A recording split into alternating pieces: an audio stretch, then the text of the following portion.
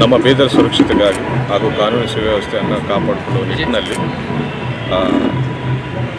ಕೇಂದ್ರ ಸರ್ಕಾರದಿಂದ CRPF rapid action force ಸುಮಾರು 50 ಸಿಬ್ಬಂದಿಗಳು ಇಲ್ಲಿಗೆ ಬಂದು ಇಲ್ಲಿ ಬೀದರ್ ಏರಿಯಾ ಫೆಮಿಲರೈಸೇಷನ್ ಅಂದರೆ ಎಲ್ಲ ಪ್ರದೇಶಗಳನ್ನು ನೋಡಿಕೊಳ್ಳುವುದು ಹಾಗೂ ನಮ್ಮ ಲೋಕಲ್ ಪೊಲೀಸರೊಟ್ಟಿಗೆ ಸಮನ್ವಯ ಸಾಧನೆ ಮಾಡಬೇಕಂತ ಹೇಳಿ ಕೋಆರ್ಡಿನೇಷನ್ ಎಕ್ಸಸೈಸ್ ಆಗಿ ಇವತ್ತು ರೂಟ್ ಮಾರ್ಚ್ ಮಾಡಿದ್ದಾರೆ.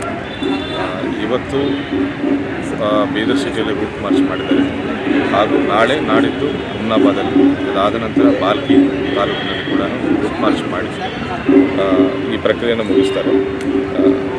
ಒಟ್ಟಿನಲ್ಲಿ ಬೀದರ್ ಕಾನೂನು ಸುವ್ಯವಸ್ಥೆ ಕಾಪಾಡುವ ನಿಟ್ಟಿನಲ್ಲಿ ಸೆಂಟ್ರಲ್ ಆರ್ಮ್ಡ್ ಫೋರ್ಸಸ್ ಒಟ್ಟಿಗೆ ಕೂಡ ಸಮನ್ವಯ ಸಾಧನೆ ಮಾಡೋಕ್ಕೆ ಈ ರೂಟ್ ಮಾರ್ಚನ್ನು ಯೋಜನೆ ಮಾಡಲಾಗಿದೆ. Okay, thank you sir. Thank you.